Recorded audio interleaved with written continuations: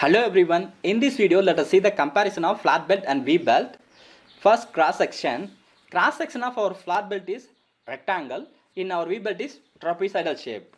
You can see here flat belt, width at the top, width at the bottom, both are same.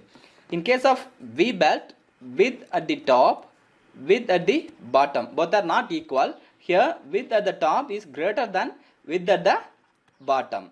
So the cross section is a rectangle, that is called flat belt. The cross section is trapezoidal shape, that is called V belt.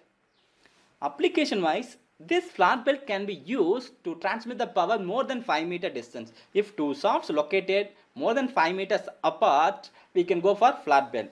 The V belt only can be used up to 3 meter distance. Efficiency wise, the flat belt gives more efficiency because the belt bending loss over the pulley is less in flat belt, but this belt bending loss is more in V belt, so efficiency is less, but the power transmission capacity is very less in flat belt but compared with the V belt, but power transmission capacity is more in V belt. Pulley construction. This pulley construction is very simple in flat belt, but if you go for a V belt, we have to accommodate the V belt over the pulley, so we have to make a V groove. Belt joint. In flat belt, there will be a 2N, so we have to make a hinge over that belt, but in V belt, it's an endless belt. There will not be any end. Alignment. In flat belt, we need previous alignment, not needed. But if you go for a V belt, there is a need of previous alignment to accommodate the belt. Velocity ratio. We cannot maintain the constant velocity in the flat belt because due to the slack, we are using the power transmission more than 5 meter distance, so there is a chance for slacking, so we cannot maintain the constant velocity. But if you go for a V belt, we can maintain a constant velocity because it is useful for short distance, right? So we can maintain a constant velocity.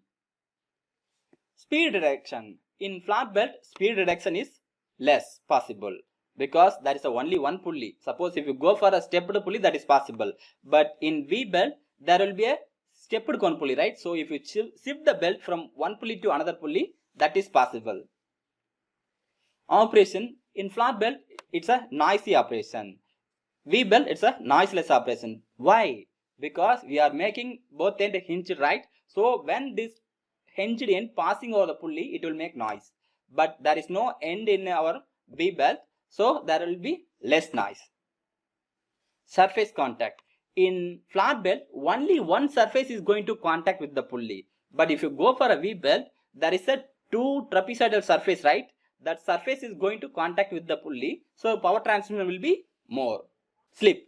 In flat belt, frequently slip is occurring. Due to that, contact surface is less. But if you go for a V belt, due to the wedge action, belt is passing over that groove. So the friction will be more, slip will be less.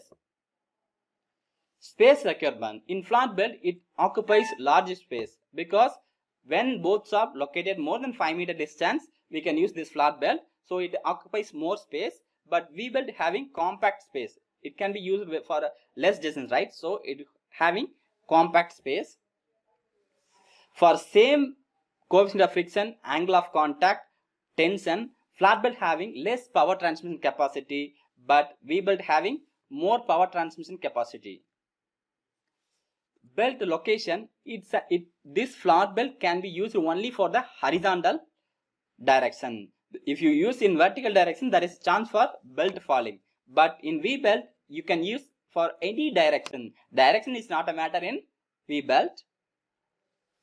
Cost wise, flat belt is cheaper. If you go for a V belt, it's a costlier because we have to make a stepped V groove pulley. Friction engagement.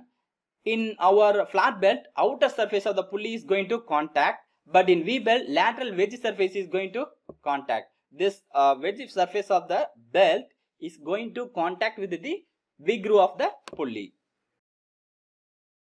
Thanks for watching. Subscribe and share with your friends. Thank you.